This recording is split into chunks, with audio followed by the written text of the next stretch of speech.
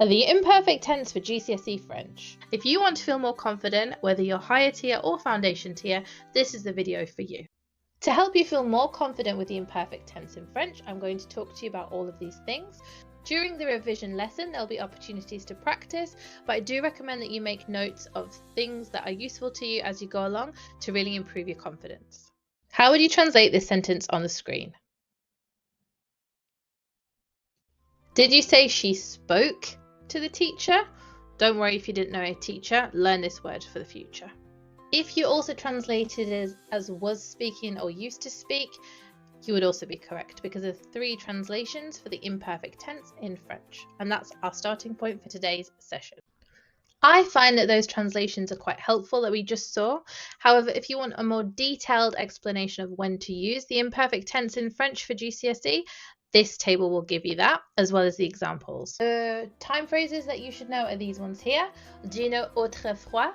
Sometimes people don't. Looking at these example sentences, how do we actually form the verbs in the imperfect tense? Say it aloud now. Formation of the imperfect tense, you have to follow a specific structure to get it accurate. You take the nous form of the present tense verb, like nous jouons. You can't just use the infinitive and get rid of the RE or the IR or the ER. You have to form the present tense nous form of the verb. Take off the ONS, you're left with the stem, and then you add these endings on the screen now, depending on who you're speaking about, to that stem. And here you have an example of all parts put together. You need your subject, you need your stem from the present tense nous form, which you've got in the second position here, and then you've got a third part, your imperfect endings. Want to know what my favourite part of the imperfect tense is?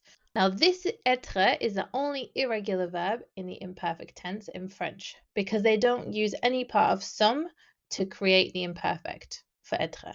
Instead, they use acute accent E, T, and then they add the normal endings. Have a look at this table. You've probably seen many times c'était, for example. So it was, and that's where this comes from. So learn this irregular verb and you're on your way. Make sure you know the correct endings. Make sure that you're using the nous form present tense stem to create it, and that will help you with your understanding when you are listening and when you are reading. We cannot finish the imperfect tense without speaking about reflexive verbs in French, and this is what I'm going to speak to you about now. So you've got your normal verbs, se disputer, se fâcher, for example, and you'll see that these verbs also have that little se added to the beginning. You cannot keep that se in the sentence for every single person. You have to change the se, the reflexive pronoun, depending on who you're speaking about. And the table at the top here, on the top right, tells you how to change that reflexive pronoun. So if you're talking about mes frères, which would be they, masculine il, you can continue to use the se. But as soon as you start talking about je or tu, you have to change it. So the je, reflexive pronoun, instead of saying je s'ennuyait, you'd have to say je me ennuyais.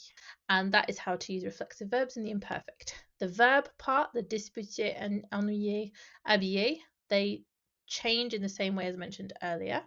The only other thing that you need to do is to add the reflexive pronoun just before it, and that reflexive pronoun changes depending on who you're talking about. We've only been here 4 minutes, so there is bound to be something that I've missed off that you might want to know. If there is something, then leave me a comment below and I will do my best to answer it.